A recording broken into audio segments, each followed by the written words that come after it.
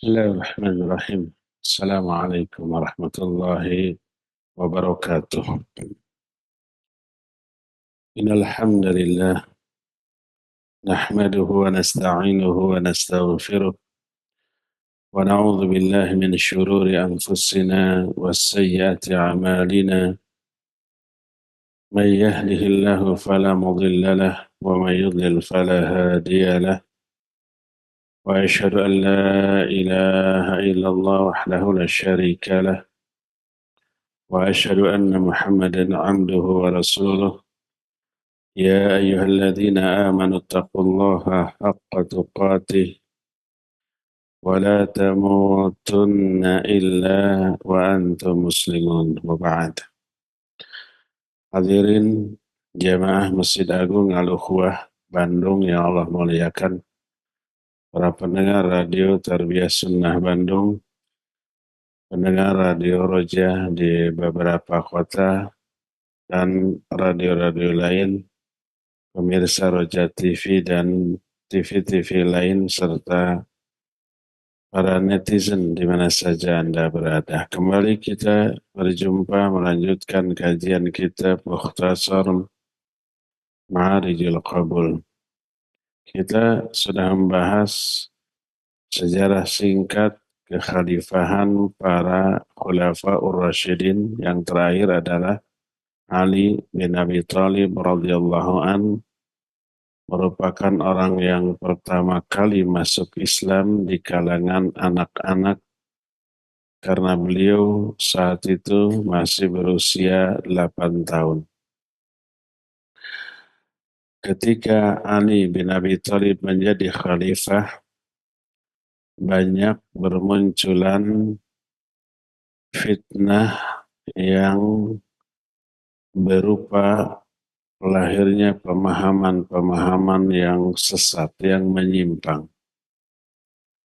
Di antaranya adalah Khawarij, sampai Ali harus memberantas mereka.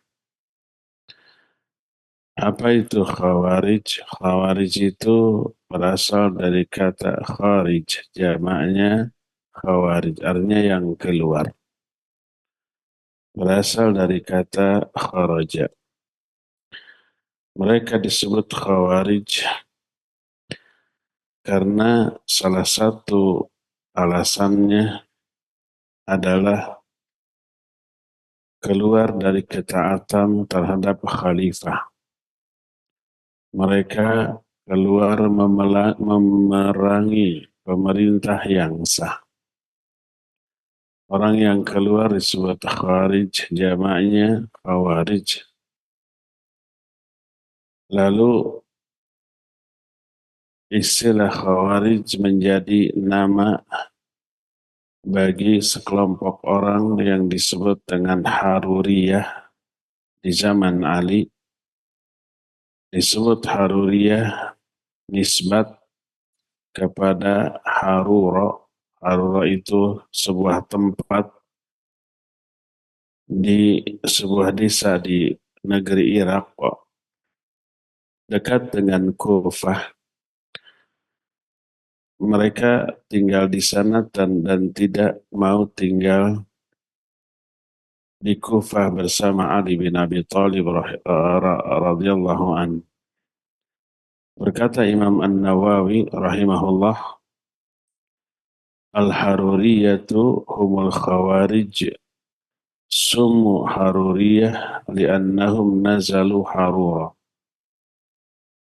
Haruriyah itu khawarij. Disebut Haruriyah karena mereka tinggal di sebuah desa namanya Harura.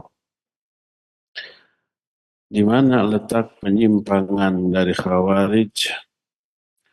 Mereka tadinya pendukung Ali bin Abi Thalib ketika timbul perselisihan antara Ali dan Muawiyah. Sampai timbul peperangan dan Khawarij ini berada di kubu Ali, memerangi Muawiyah. Tapi ketika muncul gencatan senjata, Ali mengutus Abu Musa al-Ash'ari Kemudian Muawiyah mengutus Amr bin As. Melihat begitu, sekelompok orang tidak setuju. Kenapa? Karena sama aja dengan menyerahkan hukum kepada manusia. Lalu kedua orang antara Abu Musa dengan Amr bin As ini berembuk memutuskan sebuah keputusan yang sangat mengguncangkan umat. Ali diturunkan dari kekhalifahan, Muawiyah diangkat menjadi khalifah yang sah. Nah, orang-orang Khawarij itu memandang Ali dan Muawiyah sudah tidak lagi berhukum dengan hukum Allah, tapi menetapkan hukum dengan hukum manusia. Sedangkan ayat menyatakan wa man lam yahkum bima anzalallah faulaika humul kafirun. Siapa yang tidak menetapkan hukum dengan hukum yang Allah turunkan, maka mereka kafir. Maka dikafirkanlah Ali, dikafirkanlah Muawiyah, dan kedua kubu ini beserta pendukungnya dikafirkan. Kemudian mereka menyepi dan tinggal di sebuah tempat namanya Harura. Karena itulah maka mereka disebut dengan sebutan Haruriyah. Bagaimana akidah mereka? Mereka mengkafirkan orang Islam yang berdosa besar. Setiap orang Muslim yang berdosa besar dianggap kafir dan diperlakukan seperti orang kafir di dunia. Halal darahnya, halal juga diambil hartanya. Dan di akhirat mereka orang-orang Islam yang berdosa besar menurut pandangan Khawarij akan kekal di dalam neraka. Jadi para sahabat besar As-Sabiqun al-Awwalun termasuk para pahlawan Badar sampai Ali bin Abi Thalib, Ammar bin Yasar, dan seluruh sahabat pendukung kedua-duanya itu dikafirkan oleh orang-orang Haruriyah yang kemudian sebutan Khawarij ini umum ditujukan kepada setiap orang yang mengikuti madhab mereka yang rusak. Oleh karena itulah maka walaupun tidak ada kaitan dengan orang-orang Haruri secara nasab, apalagi organisasi, karena saat itu belum ada organisasi. Tapi kalau pemahamannya sama dengan mereka, menganggap kafir kepada orang-orang Muslim yang berdosa besar, mengkafirkan pemerintah yang Muslim hanya karena mereka melakukan dosa besar berupa tidak menerapkan hukum Allah dalam kekuasaannya, maka mereka semuanya disebut dengan sebutan Khawarij. Tanpa mereka sadari tuduhan kafir kepada sesama Muslim dengan alasan bahwa orang Muslim yang berdosa besar itu kafir, maka kekafiran itu juga pasti tertuju kepada mereka karena alasan beberapa hal berikut ini. Pertama, kalau seorang Muslim menuduh kafir kepada Muslim yang lainnya, maka tuduhan kafir itu pasti akan kembali kepada salah seorang di antara mereka. Kalau yang dituduhnya benar-benar kafir, maka ya, tuduhan itu benar. Tapi kalau yang dituduhnya Muslim tidak kafir, kekafiran tadi kembali kepada yang menuduhnya. Berdasarkan sabda Rasul Sallallahu Alaihi Wasallam dalam hadis sahih riwayat Imam Muslim, ayyuma mri'in qala li akhihi ya kafir faqad ba'a biha ahaduhuma in kana kama qala wa illa raja'at alaih. Muslim yang mana saja yang berkata kepada saudaranya, "Hei kafir," maka sebutan kafir itu akan kembali kepada salah satu di antara mereka. Kalau yang dituduhnya kafir, maka ia benar. Kalau yang dituduhnya tidak kafir, maka kekafiran itu kembali kepada orang yang menuduhnya. Hadis ini selain diriwayatkan oleh Imam Muslim, Imam Bukhari juga meriwayatkan, tapi bukan dalam kitab sahihnya, tapi dalam kitab Al-Adabul Mufrad, tapi sanadnya sahih.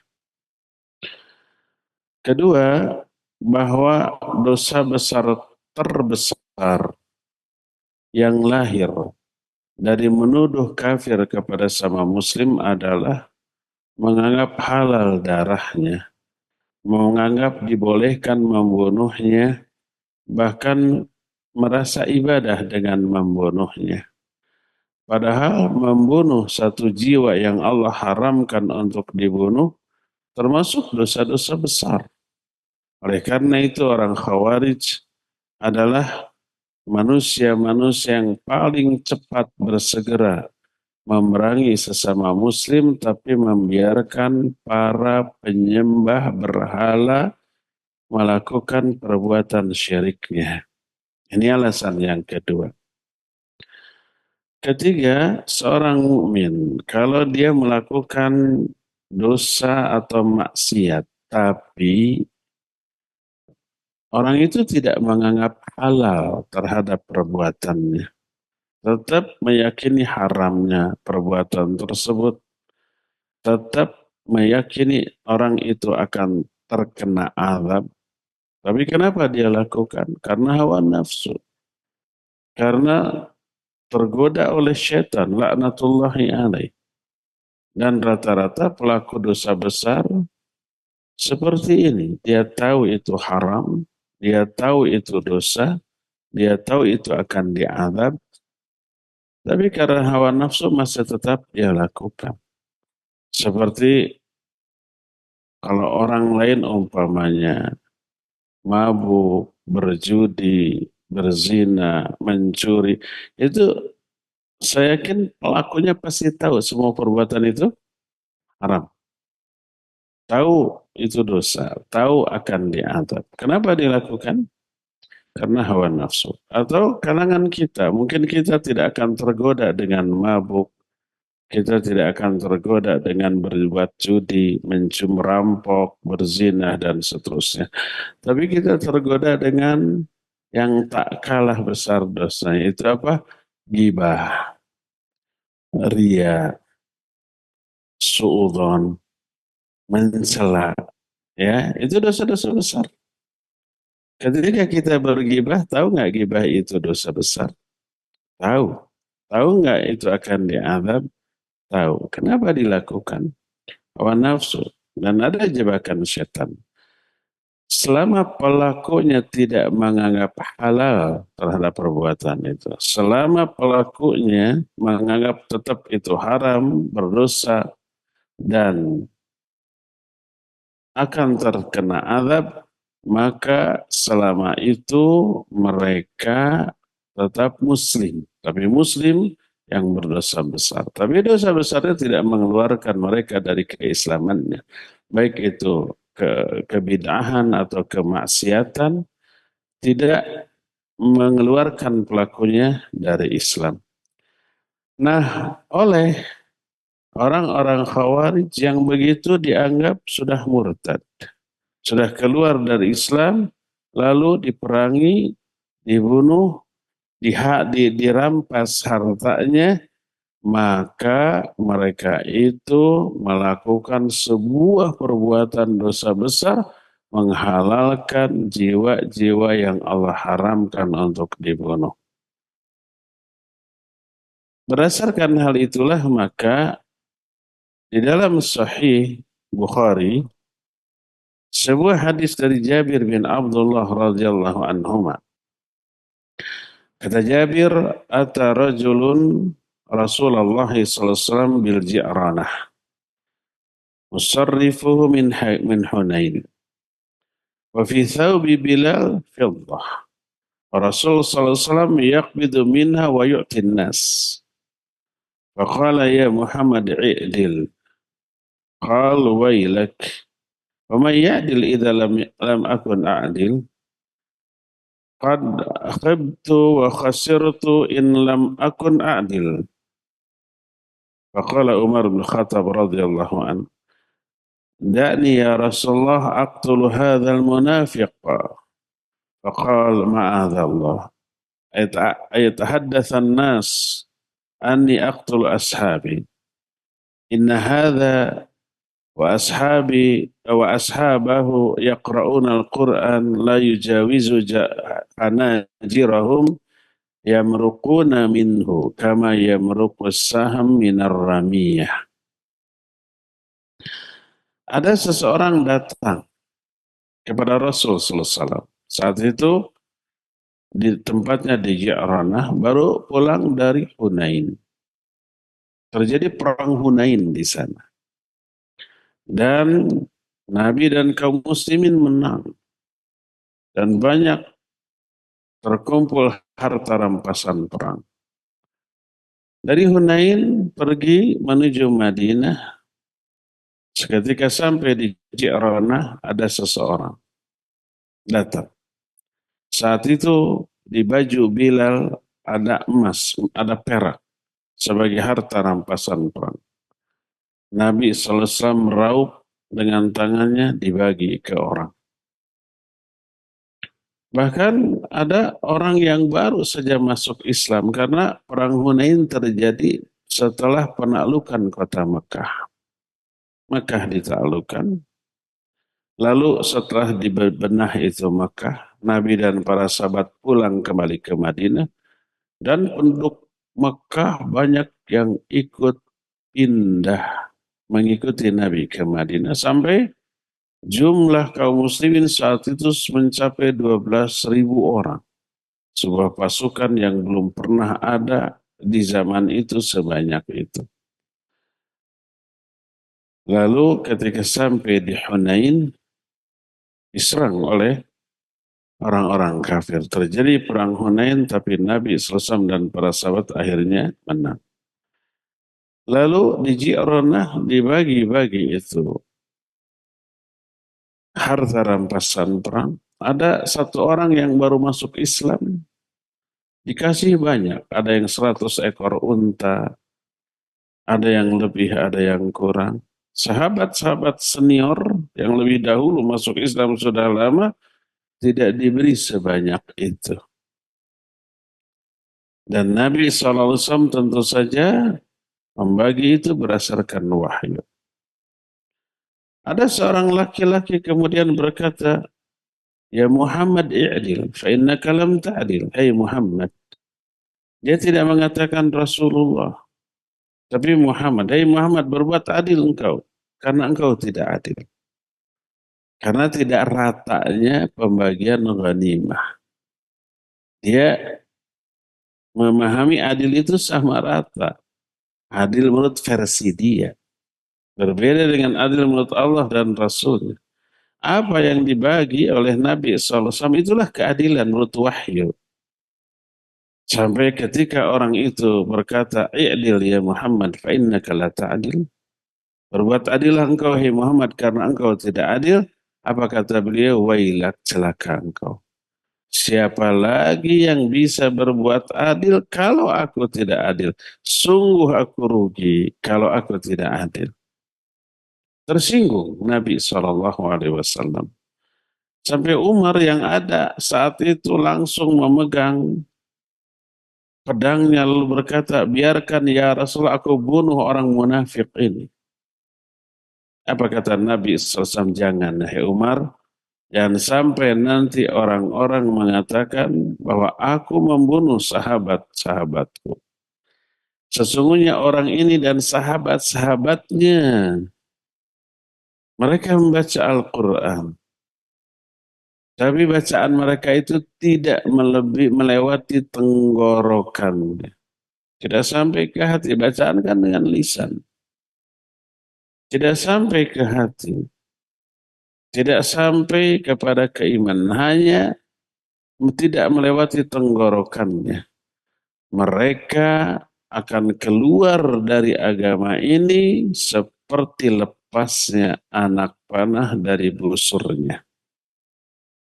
Nah, yang kemudian kesaksian sahabat itu Jabir bin Abdullah melihat, dan ketika kelak terjadi peperangan Naharwan, peperangan melawan orang-orang Khawarij setelah Nabi wafat, aku melihat orang itu dan anak-anak turunnya berada di barisan Khawarij.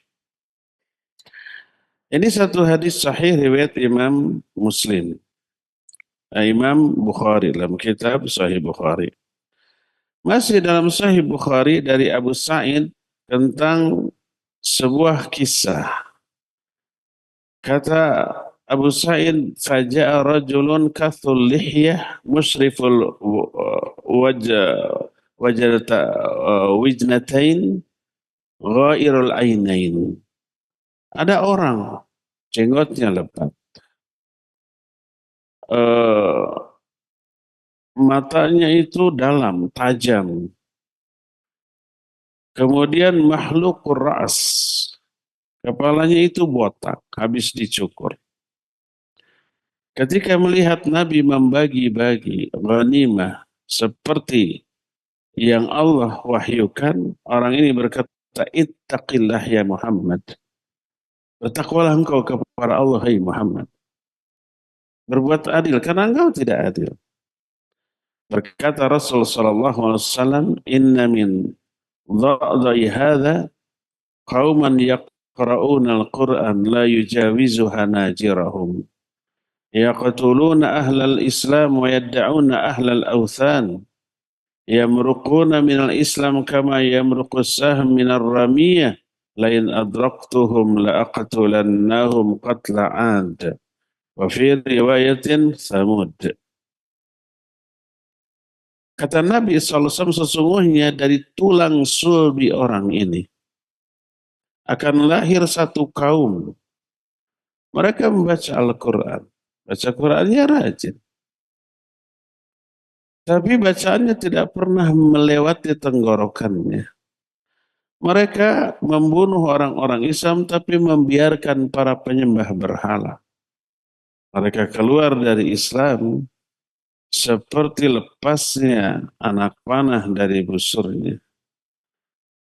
Kalau aku menemui mereka, pasti akan aku perangi mereka seperti memerangi kaum Ad. Dalam riwayat lain, kaum Tsamud. Tapi Nabi SAW tidak mengalami memerangi mereka karena mereka munculnya di kemudian hari setelah Nabi wafat. Bahkan di zaman Abu Bakar, Umar, Utsman pun mereka belum muncul, baru munculnya di zaman Ali bin Abi Thalib radhiyallahu anhu. Mereka pernah didakwahi. Ali bin Abi Thalib mengutus Ibnu Abbas radhiyallahu anhu ke tengah-tengah mereka.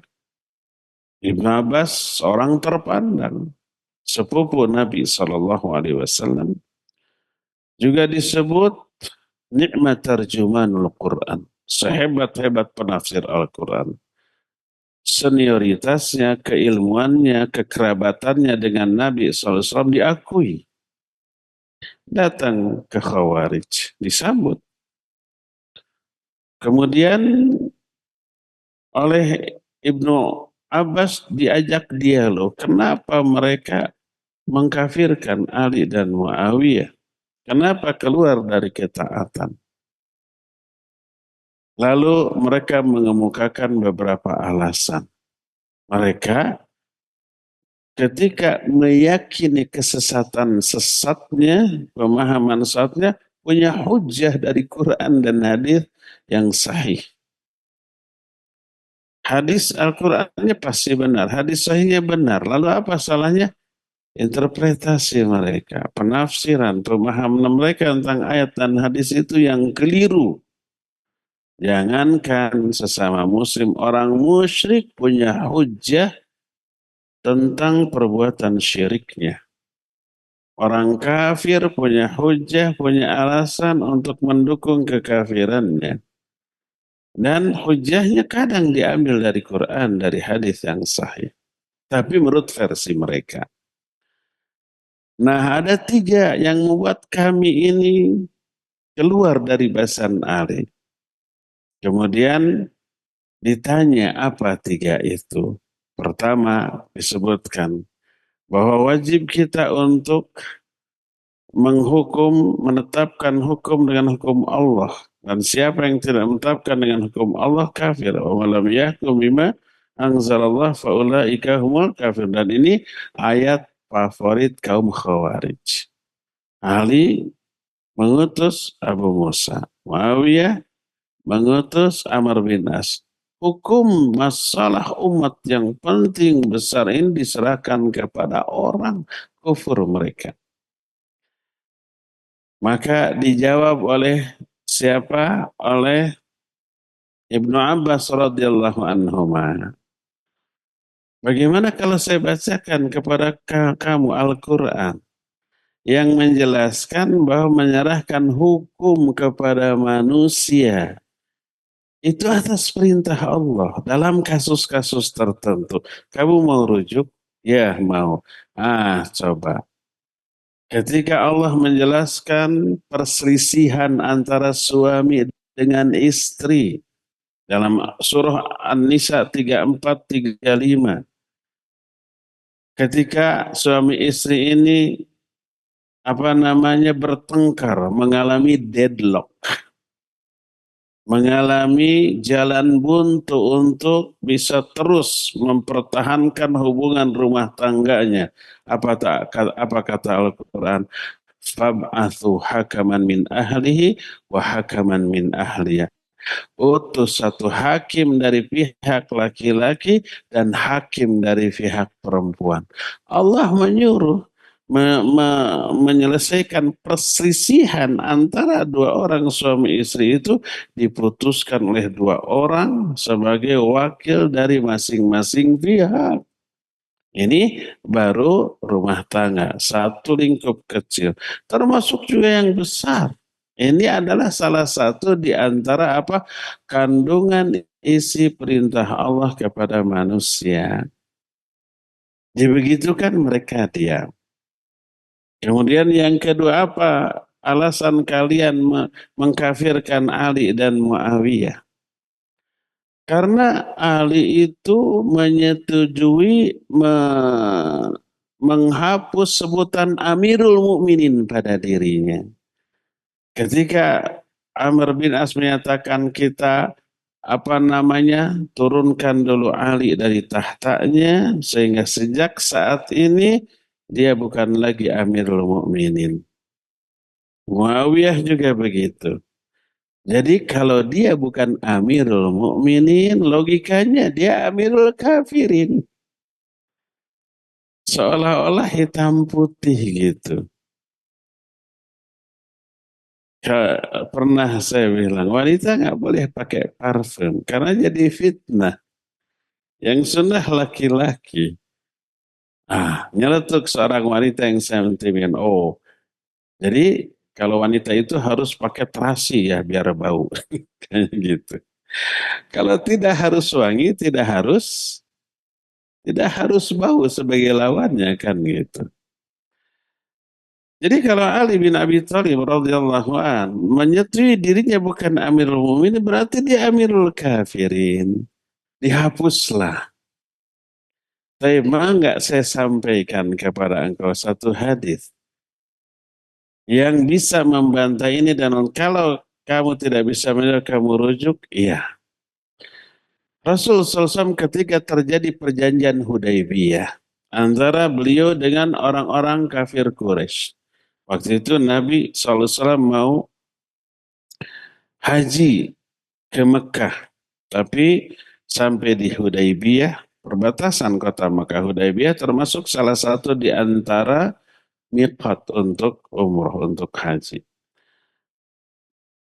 Beristirahat dulu, lalu datang orang kafir, kemudian terjadilah dialog, kesepakatan. Kesepakatan pertama, tulis, "Hai Ali, Bismillahirrahmanirrahim."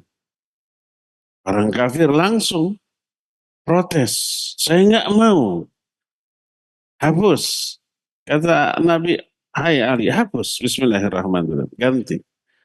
Ali tidak berani, takut kualat, takut dosa kalau menghapus. Kata Nabi SAW, "Kalau kamu tidak menghapus, aku yang harus." Mana tulisan Bismillahirrahmanirrahim? Ini lalu dihapus oleh Nabi SAW. Apakah penghapusan Nabi terhadap Bismillahirrahmanirrahim mengingkari esensi dari Bismillahirrahmanirrahim? Tidak. Itu pertama. Kedua, ini adalah perjanjian antara Muhammad Rasulullah dengan pihak kafir. Langsung oleh orang kafir itu diingkari, dibantah. Enggak boleh disebut Muhammad Rasulullah, tapi Muhammad bin Abdullah. Karena engkau menurut kami bukan utusan Allah. Kata Nabi SAW, "Hai Ali, hapus lagi tulisan Rasulullah." Nggak mau Ali, takut durhaka. Tunjukkan kepadaku mana tulisan Rasulullah, lalu dihapus. Apakah Nabi menghapus tulisan Rasulullah berarti mengingkari kerasulan dirinya? Kan tidak.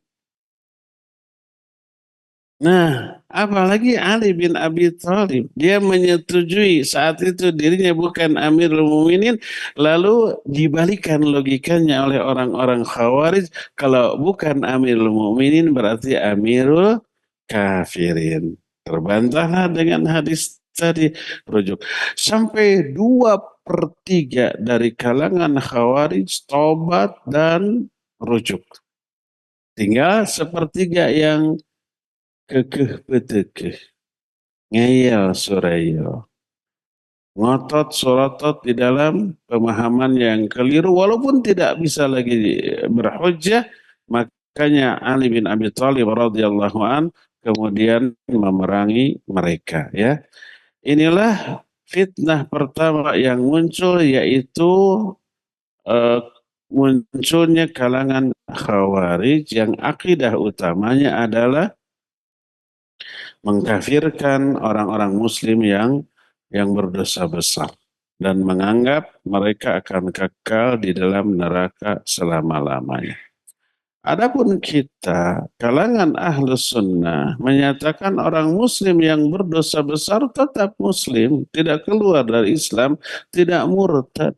Kenapa?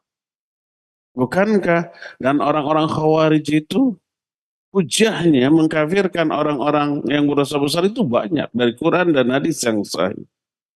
Di antara hadis umpamanya, la tarji'u ba'di kuffaran yadribu ba'dukum riqaba ba'd.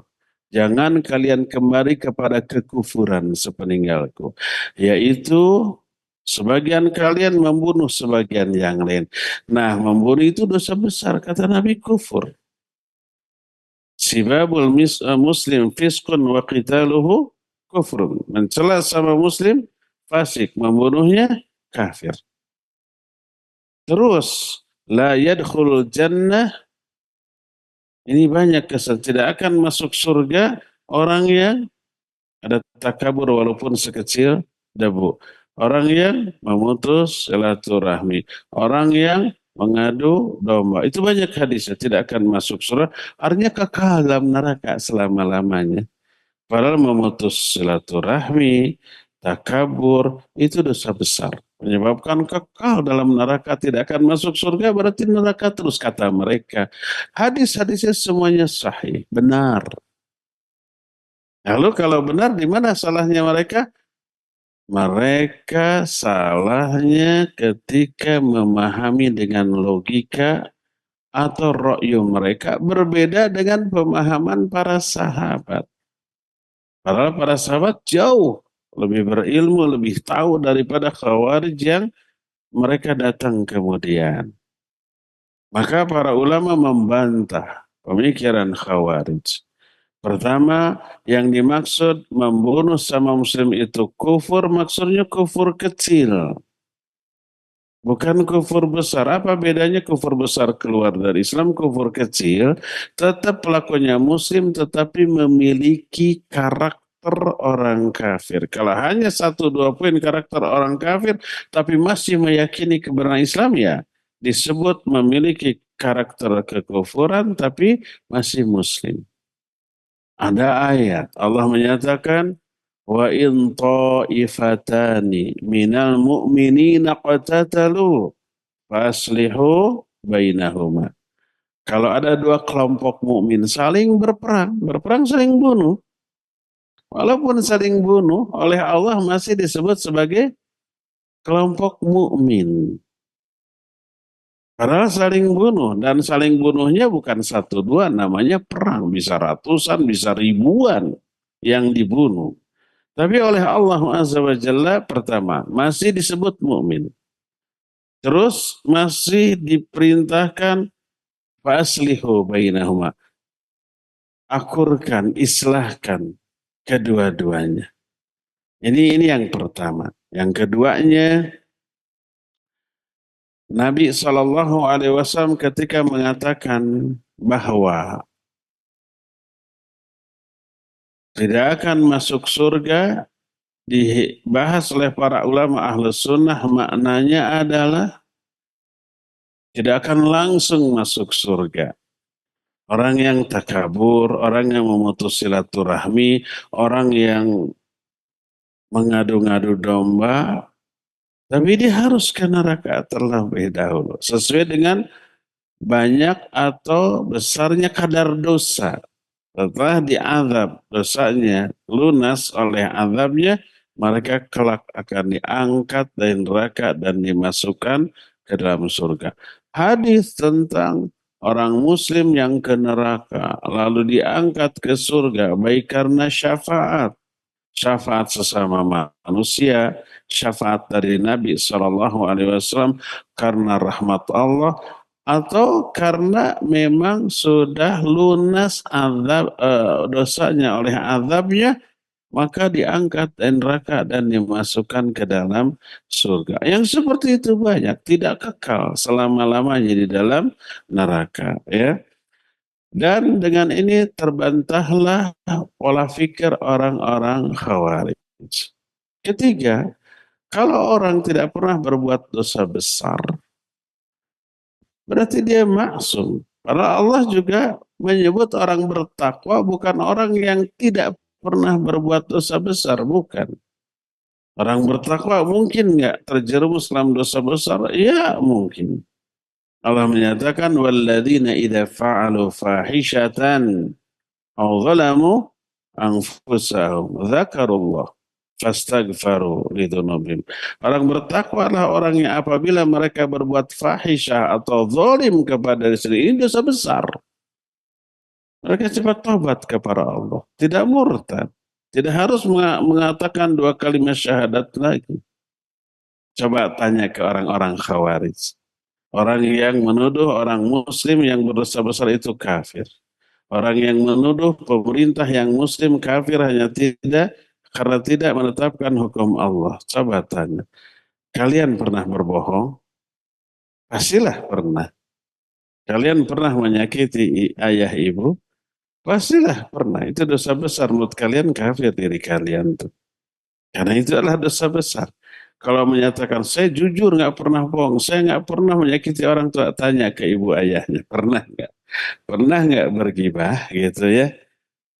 Pernah nggak terjerumus ke dalam perbuatan mencela sesama muslim? Itu dosa-dosa besar. Nggak ada orang yang selamat dari hal itu. Pernah nggak ngelirik wanita? Karena Allah menyatakan qul lil mu'minin yaghuddu min absarim. Katakan kepada orang-orang mukmin, tundukkan pandanganmu. Begitu ada wanita dilihat, melanggar ayat ini dosa besar. Kufur. Coba bayangkan. Nggak mungkin ada orang yang selamat dari kekafiran kalau kita mengikuti konsep orang-orang Khawarij ini. Ya, sampai saya pernah berdialog dengan penontonnya. Saya tanya, pernah nggak gibah? Pernah dosa? Ya namanya juga manusia. Itu dosa besar, kafir lah. Apa jawabnya? Memang kita semua kafir, kata dia. Loh, kalau memang semua kafir, ngapain kita memperjuangkan Islam dulu gitu? Udah Islamkan dulu diri sendiri kan gitu. Bingung dengan pola pikirnya sendiri ya. Karena itulah maka diperangi oleh Ali bin Abi Thalib radhiyallahu an. Timbul pertanyaan, apakah diperanginya orang-orang Khawarij itu karena dianggap kafir keluar dari Islam? Apakah orang Khawarij itu kafir karena mengkafirkan sesama Muslim? Kafir-kafir jadinya. Maka berkata Imam Ibn Rajab Al-Hambali rahimahullahu ta'ala yang beliau jelas dalam kitab Jami'ul Ulum wal Hikam. Kata beliau, وَقَدْ اخْتَلَفَ الْعُلَمَاء فِي حُكْمِهِمْ فَمِنْهُمْ مَنْ قَالَ هُمْ كُفَّارٌ فَيَكُونُ قَتْلُهُمْ لِكُفْرِهِمْ وَمِنْهُمْ مَنْ قَالَ إِنَّمَا يُقْتَلُونَ لِفَسَادِهِمْ فِي الْأَرْضِ بِسَفْكِ دِمَاءِ الْمُسْلِمِينَ وَتَكْفِرِهِمْ لَهُمْ. Para ulama ikhtilaf tentang ketika menghakimi mereka, menghakimi orang-orang Khawarij. Di antara para ulama ada yang menyatakan Khawarij itu kafir sehingga diperanginya mereka karena kekufuran mereka. Tapi tidak disebut oleh Imam Ibn Rajab siapa yang berpendapat seperti ini. Di antara ulama ada lagi yang menyatakan mereka itu Khawarij itu diperangi oleh Ali bin Abi Thalib karena kerusakan yang timbul di muka bumi berupa membunuh, menganggap ibadah, menumpahkan darah sama muslim, mengkafirkan mereka, merampok dengan dalih halal harta mereka ya. Ini pernyataan Imam Ibn Rajab dalam kitab Jami'ul Ulum wal Hikam. Berkata Syekhul Islam Ibn Taimiyah rahimahullah yang beliau jelaskan dalam kitab Majmul Fatawanya. Kata beliau, Al-Khawarij kanu min adharin nasi bid'atan wa qitalan lil ummah wa takfiran laha wa lam yakun fis sahabah man yukaffiruhum la Ali bin Abi Thalib wa la ghairuh bal hakamu fihim bihukmihim fil muslimin al-zalimin al-mu'tadin kama dzakaratil athar anhum bidzalik fi ghairi hadzal mawdu'. Khawarij mereka itu manusia yang paling nyata kebid'ahannya, memerangi umat dan mengkafirkan umat. Nyata. Tapi tak ada seorang pun sahabat, baik Ali ataupun yang lainnya, yang mengkafirkan mereka. Tidak dianggap kafir Khawarij. Tapi mereka menghukumi karena mereka itu orang-orang zalim yang berbahaya sebagaimana dijelaskan dalam beberapa asar. Dan Nabi SAW menyuruh untuk memerangi mereka sampai Nabi menyatakan la in adraktuhum la aqtulannahum qatla'at. Kalau nanti aku berjumpa dengan mereka, aku akan bunuh mereka seperti dibunuhnya kaum Nabi Ad. Kaum Ad atau dalam riwayat lain kaum Tsamud. Nabi SAW akan berencana kalau berjumpa dengan orang ini kelak akan dibunuh. Dan itu dilaksanakan oleh Ali dan para sahabat yang lain. Lalu beliau berlanjut menjelaskan kata Syekhul Islam, "Wa man qala inna thintaini wa sab'ina firqah kullu wahidin minhum yakfuru kufran yanqulu 'anil millah faqad khalafa al-kitab was sunnah wa ijma' as-sahabah radhiyallahu anhum ajma'in bal wa ijma'ul a'immatil arba'ah wa ghairul arba'ah." Siapa orang yang mengatakan bahwa 72 golongan yang sesat, kan ada hadis iftiraqul ummah, hadis ini sahih. Ada yang mengatakan hadis ini dhaif. Betul, hadis ini banyak jalannya. Ada yang dhaifnya, ada yang maudhu'nya juga. Ada yang hasannya, ada yang sahihnya. Secara keseluruhan hadis ini sahih, hadis iftiraqul ummah. Umatku akan berpecah menjadi 73 golongan. Sataftariqu ummati ala 73 firqah kulluha finnar illa wahidah. Semua 73 golongan itu masuk neraka kecuali satu. Yang satu yang selamat. Yaitu wahya al-jamaah. Yaitu al-jamaah kata Nabi SAW. Ditanya apa itu jamaah? Beliau menyatakan ma'ana alaihil yauma wa ashabi. Jamaah itu adalah orang yang berada dalam pemahaman seperti yang aku fahami hari ini beserta para sahabatku. Yang 72 golongan itu masuk ke dalam neraka. Apakah yang masuk ke dalam neraka 72 golongan ini kafir? Tidak. Kata Syekhul Islam, siapa yang mengatakan bahwa 72 golongan itu kafir yang keluar dari Islam, maka sungguh dia telah menyimpang dari Quran, Sunnah, ijma sahabat, bahkan ijma imam-imam yang 4. Karena apa? Pertama, Nabi SAW menyatakan, sataftariqu ummati. Umatku akan berpecah belah. Masih dianggap umat beliau. Menunjukkan itu masih Islam. Dan sekali lagi ini bukan vonis, tapi ini ancaman. Adapun nanti akhirnya ke surga atau ke neraka dikalkulasi dengan seluruh amalan. Sama dengan siapa yang bergibah akan diazab begini. Siapa yang umpamanya mencuri akan diazab seperti ini. Itu ancaman. Lalu apakah orang itu nanti pasti karena bergibah dia pasti ke neraka, karena mencuri dia pasti ke neraka? Tidak. Karena apa? Diperhitungkan, dikalkulasi dengan amalan-amalan lainnya. Nanti ditimbang. Termasuk pelaku 72 golongan yang terancam masuk neraka itu melakukan kebidahan.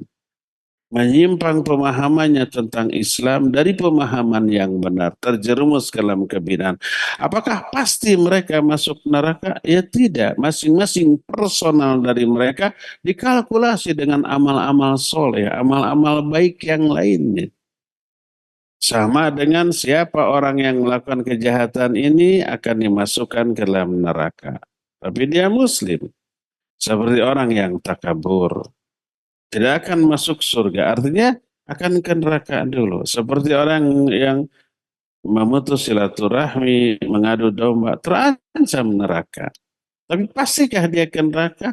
Itu hanya ancaman atas salah satu dosa. Tapi ternyata dia melakukan amal-amal baik yang menyebabkan dosa itu terhapus. Sangat mungkin, mungkin. Mungkin dengan tobat, dengan istighfar, dengan banyak melakukan kebaikan, dengan banyak mengalami musibah, lalu dia sabar, dengan banyak infak dan sodako, itu menghapus dosa-dosa. Sehingga setelah dikalkulasi, ditimbang, dia kena dengan ayat فَأَمَّا مَنْ ثَقُلَتْ مَوَازِينُهُ فَهُوَ فِي عِيشَةٍ رَاضِيَةٍ. Kalau timbangan kebaikannya lebih banyak daripada dosanya, maka dia ke surga. Dalam keadaan, dia hidup dalam keadaan senang. Fi isyatir radiyah. Hidupnya akan senang bahagia. Ya. Nah, termasuk 72 golongan yang masuk ke dalam neraka, tidak kufur. Pasti ke neraka? Enggak pasti. Tergantung amal-amal yang lainnya nanti ya. Berdasarkan hal itulah pendapat yang lebih kuat Khawarij itu tidak kafir dengan kesesatannya. Tapi mereka tetap muslim dan muslim yang berdosa besar karena kesalahan dan penyimpangannya.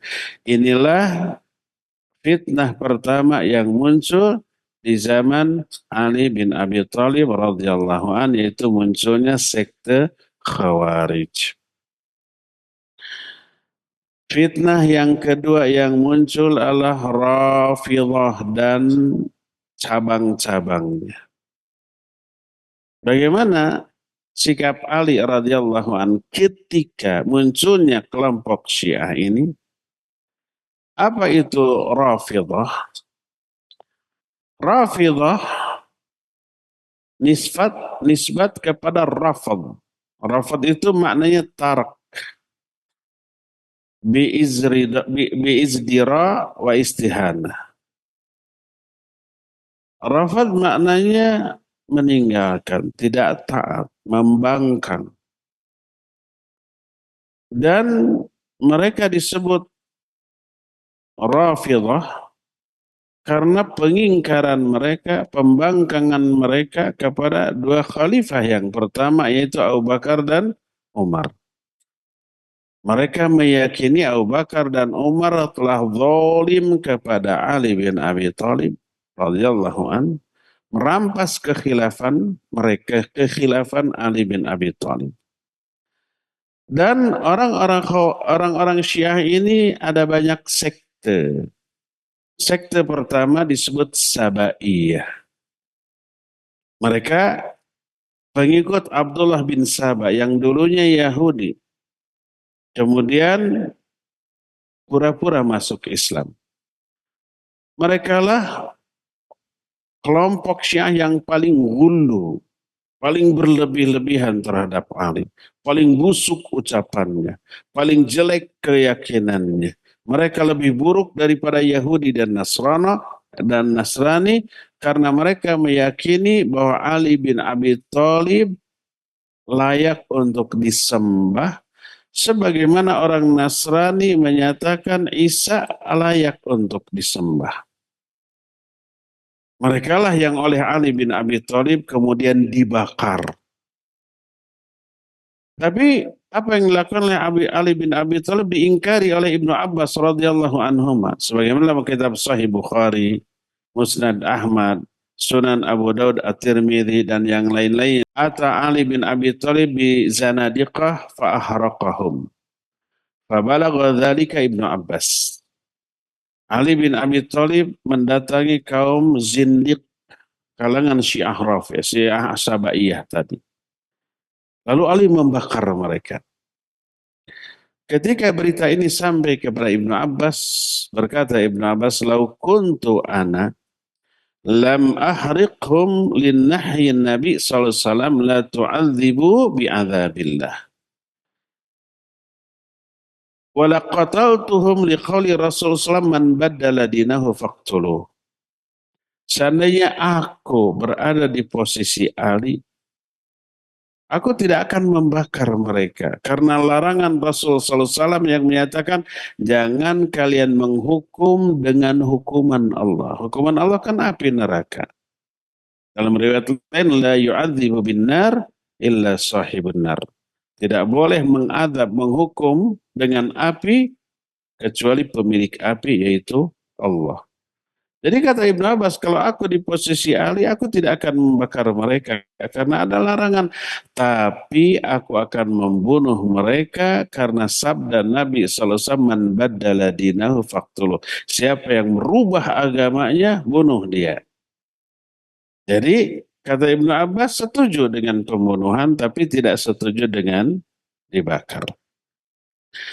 Pepentol Sabaiyah adalah Abdullah bin Saba. Dia Yahudi kemudian menampakkan keislaman, mengadakan banyak kebid'ahan dalam ucapannya sebagaimana disebutkan di dalam kitab Fathul Bari dari Syuraik Al-Amiri. Dia berkata, qila li Ali bin Abi Thalib inna huna qauman ala babil masjid yaz'umuna annaka rabbuhum fada'ahum. Ada orang yang berkata kepada Ali, ini ada satu kaum di depan masjid. Mereka menyangka engkau ini Rabb bagi mereka. Oleh Ali dipanggil. Lalu Ali bertanya, wailakum. Ma taqulun, celaka kalian. Apa yang kalian katakan? Qalu, mereka mengatakan anta rabbuna wa khaliquna warzuqna wa raziquna. Engkau Tuhan kami, pencipta kami, pemberi rezeki kepada kami. Apa kata Ali? Wailakum innama ana Abdullah mithlukum akulu ta'am kama ta'kulun wa ashrabu kama tashrabun.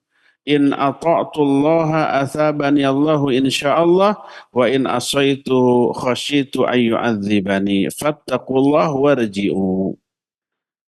Kata Ali bin Abi Thalib, celaka kalian, aku ini hanya hamba seperti kalian. Aku makan seperti kalian, aku minum seperti kalian. Kalau aku taat kepada Allah, insya Allah Allah akan memberi pahala. Kalau aku maksiat, aku takut Allah akan mengazabku. Takutlah kamu kepada Allah dan kembalilah taubat. Fa'abau. Mereka enggan, enggak mau. Falamal ghadau alaih. Esok harinya Ali juga, mereka datang lagi kepada Ali. Terus begitu sampai mereka itu kekeh di hari ketiga, berkata Ali bin Abi Thalib, la in qultum dzalik la aqtulannakum bi akhbathi qatlah. Kalau kamu tetap mengatakan begitu, aku akan bunuh kalian dengan seburuk-buruk cara membunuh. Kalau nggak mau tobat, aku bunuh kalian. Itu kata Ali.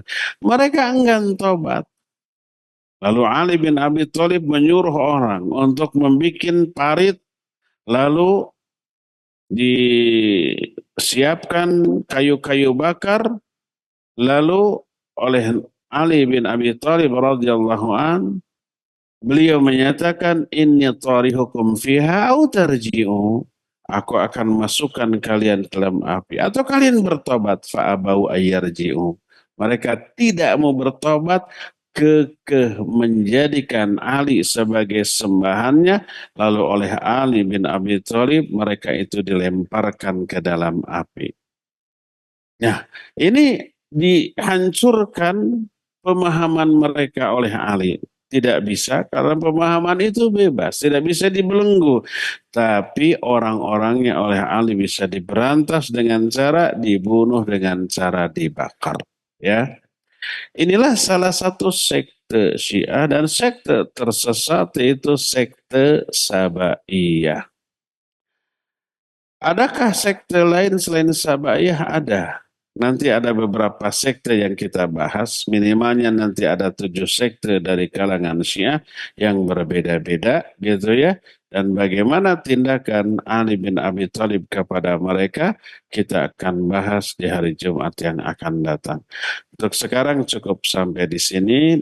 Subhanakallahum bihamdik, syadu an la ilaha illa anta, astaghfiruka wa atubu ilaik, walhamdulillahi rabbil alamin. Wassalamualaikum warahmatullahi wabarakatuh.